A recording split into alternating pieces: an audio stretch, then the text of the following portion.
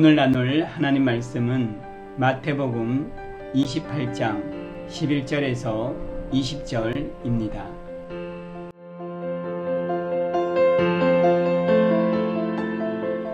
오늘 말씀에는 예수님의 부활 사건을 목격한 사람들에게 나타난 반응들이 있습니다.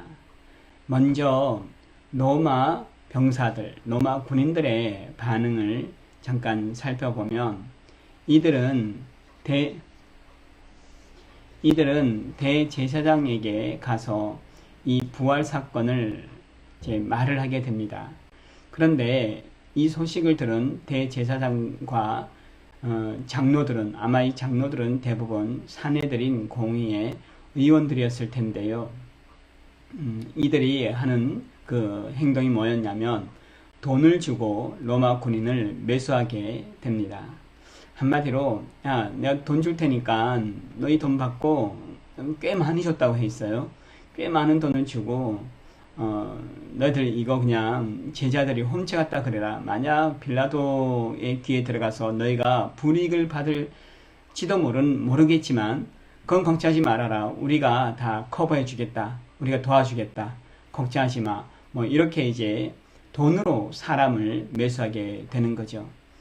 돈으로 매수를 받은 로마 군인들 아마 그대로 보고를 했을 겁니다. 제자들이 훔쳐갔다. 그렇게 아마 보고를 했겠죠. 여기서 우리가 볼 수 있는 것은 예수님의 부활한 사건을 직접 보고도 또 그것을 듣고도 믿지 않는 사람들의 모습입니다. 즉, 돈으로 모든 것을 해결하려고 했던 대제사장들과 장로들의 모습을 먼저 볼 수가 있습니다. 만몬, 보통 물신을 만몬이라고 합니다. 만몬이라는 단어를 쓰게 되는데요. 만몬이라는 것이 얼마나 무서운지, 얼마나 또 강한지 이 만몬의 유혹에 넘어가지 않는 사람이 별로 없을 정도입니다. 저도 여러분들도 만몬의 유혹에 안 넘어간다는 것 자체가 너무나도 어려운 일입니다. 돈을 주고 안전을 보장해 주고, 예를 들어 돈과 또 출세 이런 것들을 보장해 준다면 넘어가지 않을 사람이 물론 있겠지만 쉽지 않은 일입니다. 대제사장이라는 사람이, 하나님을 섬긴다는 사람이 하나님의 역사를 경험하고도 그것이 진짜인가 아닌가 확실히 알아보고 또 회개할 기회도 있고 여러 가지 그런 기회가 있었음에도 불구하고 그는 돈으로 모든 문제를 해결하려고 했던 거죠.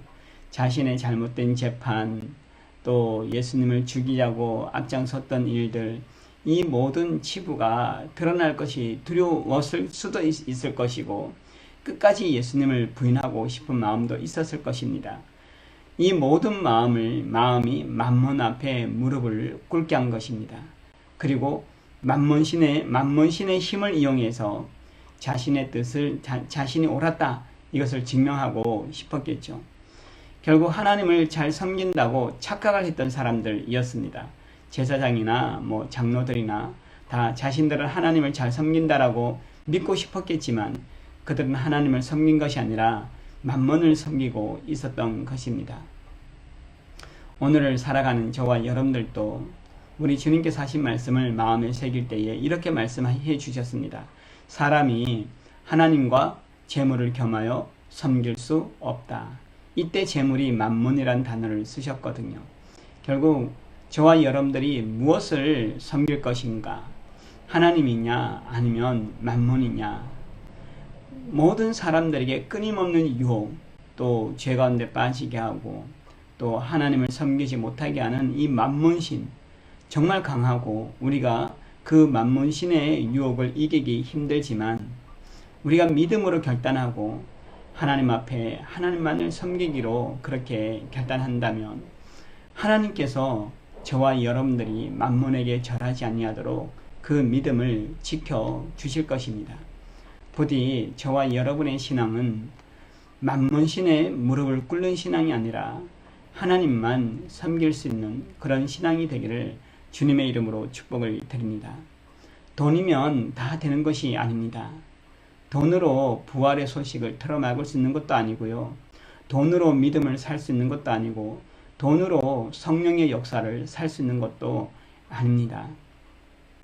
부디 저와 여러분들이 돈보다도, 즉 만문신보다도 더 강하신 하나님 앞에 정말 무릎을 꿇고 그분만을 섬기고 그분만을 찬양하며 그분을 따라갈 수 있는 그러한 신앙으로 만문신의 유혹을 이기시기를 주의 이름으로 축복을 드립니다. 또 한 부류의 사람들이 있었는데 17절에 보면 이런 말씀이 있습니다. 17절에 예수를 배웠고 경배하나 아직도 의심하는 사람들이 있더라. 부활하신 주님을 봤는데도 불구하고 의심하는 사람들이 있다는 거예요. 우리가 잘 아는 대로 도마는 의심하는 사람의 대표적인 그런 어떤 이름이 되었는데요. 부활의 소식을 제자들이 듣고 다 믿었는데도 불구하고 그는 나는 직접 보지 않고는 믿지 못하겠다.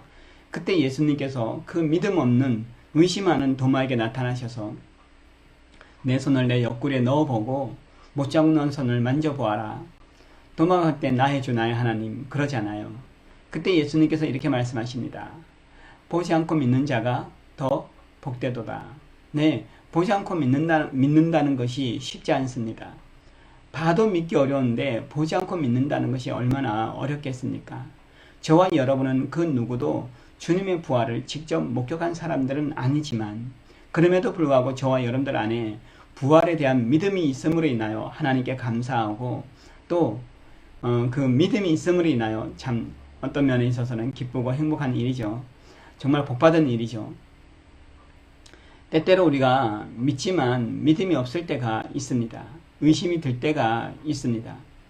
어제 제가 설교를 할 때 잠시 나눴던 것처럼 예수님께서 변화산에서 내려오셨을 때 그때 귀신 들린 아들의 아버지가 주여 할 수 있거든 제 아들 좀 고쳐주세요.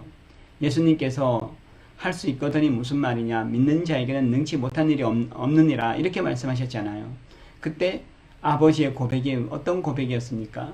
믿나이다. 그러나 믿음 없음을 도와주소서. 여러분 우리 믿습니다. 저도 믿고 여러분들도 예수님을 믿습니다. 말씀의 능력을 믿습니다. 그럼에도 불구하고 때때로 우리는 믿음이 없을 때가 있습니다. 믿음이 약해질 때가 있습니다. 의심할 때가 있습니다. 그럴 때 우리는 주님 앞에 무릎을 꿇어야 합니다. 주님, 제가 주님을 믿지만 이 순간만큼 나의 믿음 없음을 불쌍히 여겨주시고 도와주소서. 그렇게 할 때 주님께서 우리의 믿음을 지켜주십니다. 여러분, 믿음은 내가 믿어야지 한다고 해서 믿어지는 것이 아닙니다. 하나님께서 믿음을 주셔야 합니다. 성령께서 우리를 이끌어 가셔야 합니다. 저는 이렇게 좀 표현하고 싶은데요. 여러분, 성령님의 세밀한 음성에 민감하십시오. 그러기에 우리는 늘 기도해야 됩니다. 성령께서 말씀을 통해 하나님의 기록된 하나님의 말씀을 통해 들려주시는 그 세밀한 음성을 들어야 합니다. 영적으로 민감해야 합니다. 영적으로 민감하지 않으면 내가 믿음 없는 것조차도 잘 모를 때가 많거든요. 정말 내가 믿음이 필요할 때가 그런 때를 구별하지 못할 때가 많거든요.